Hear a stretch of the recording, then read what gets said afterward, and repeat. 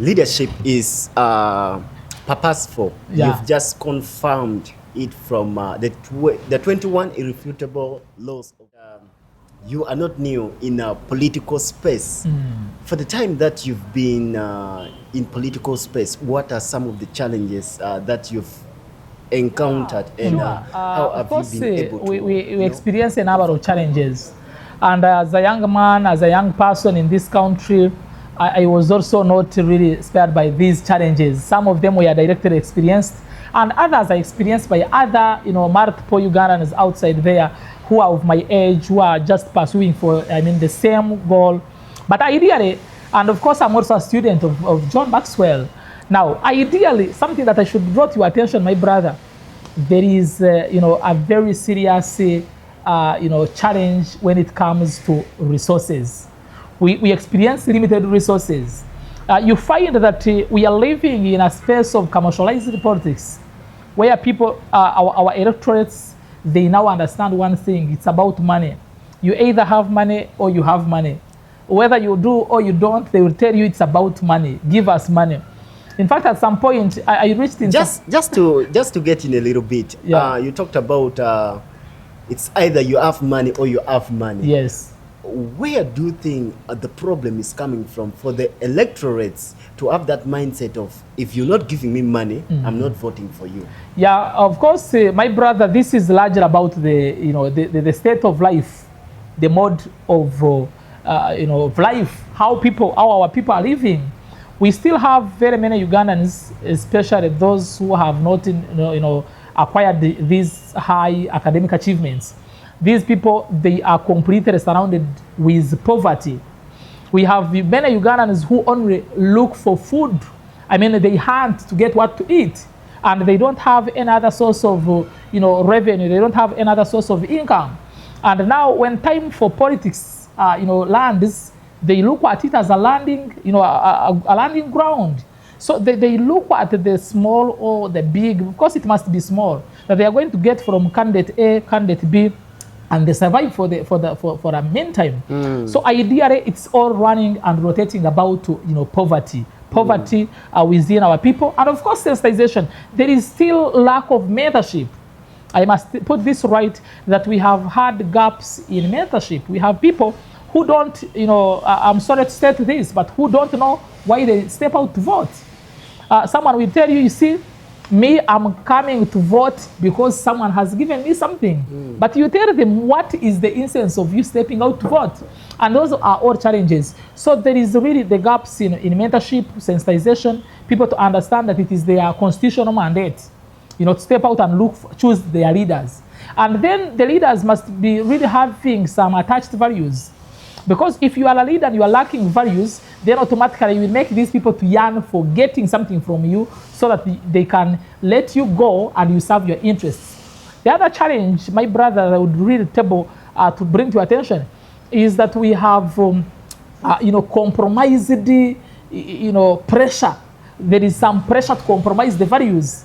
That me, I strongly know, by the time I chose to go and contest to represent the people of Shaka municipality, I was looking at what the past leaders have not done, where the past leaders have gone wrong.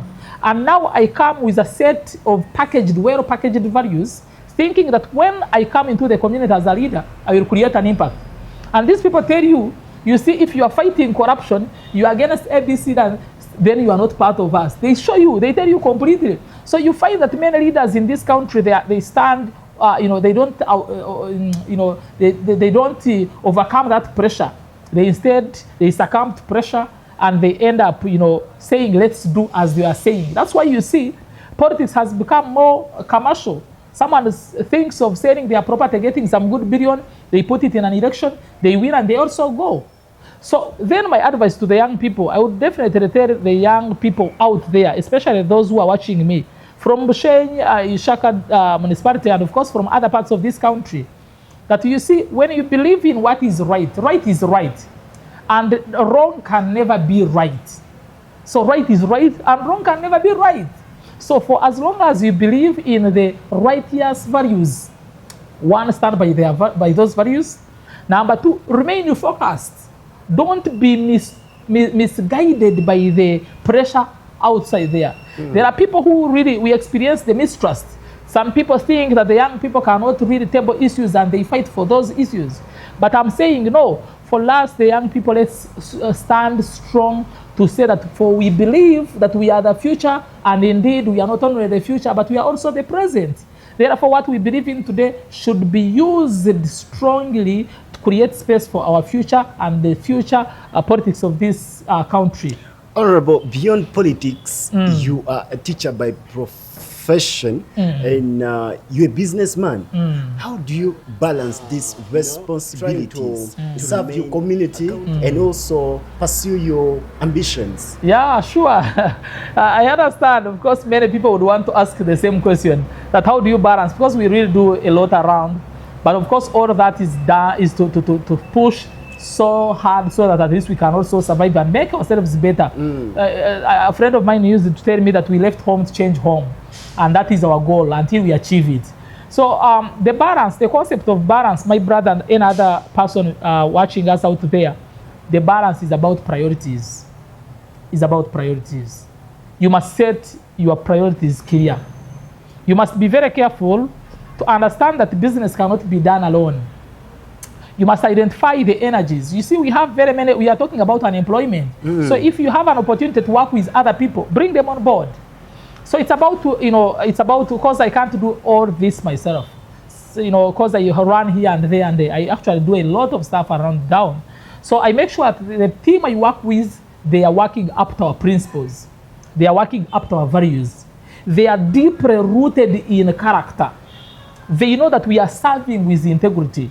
So that the client that comes to visit, for example, my Edmark Enterprises Limited, then does not remain the same or live the same. You live after you have been really put right by our people, by our personnel. That's one. Number two, like I said, that it's about balance, it's about priorities. Then I will check out for the politics. Politics is about service. And I'm a servant leader. And therefore, I should be up to the needs, demands, and the interests of my people. So I definitely know when to step in and associate with my electorates. Then I listen to them attentively.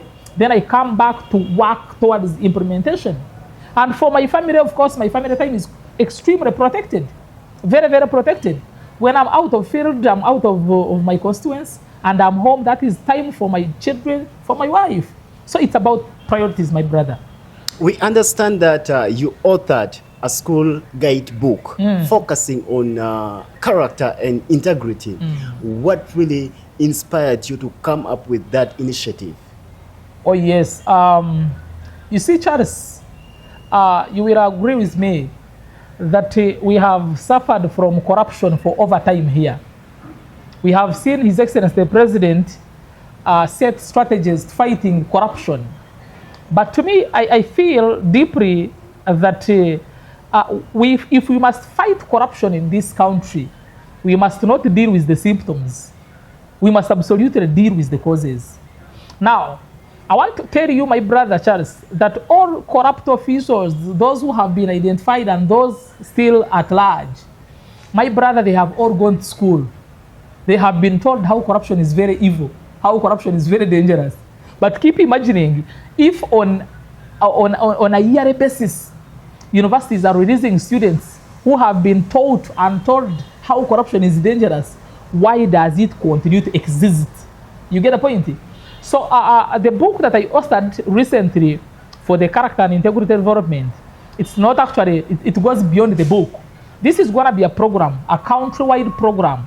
We intend to tap into the government agencies. We want to look at the government entities, want to step out to NGOs, want to step out to schools, so that the whole space appreciates the fact that we need it to work. Because you can have knowledge, my brother, but if you lack character, you can have knowledge, and by the way, you can excel with first-class degree. But if you lack character, I want this to be on record. Someone with knowledge but lacking character, it means that you are a very big disaster to the community. So we are looking at how best can we instill the values? How best can we work around the mindset change? How best can we really say, no, integrity crisis must end? Can we step out and say, you see, let's use this tool that I've brought on market on board, and we fight the dangers of corruption by letting people have a universal feel for others? Can we really be very patriotic? Can we say it is our country first? Can we say that we must serve others like we would want to be served? And that is where my program, which is Beyond the Book, is heading. It's about, now, it's my single prayer that the government and the NGOs pick interest in this book. They pick interest in the character and integrity book, because I'm telling you, this book and the project is going to be the immediate solution to the eradication of corruption and integrity crisis from our country.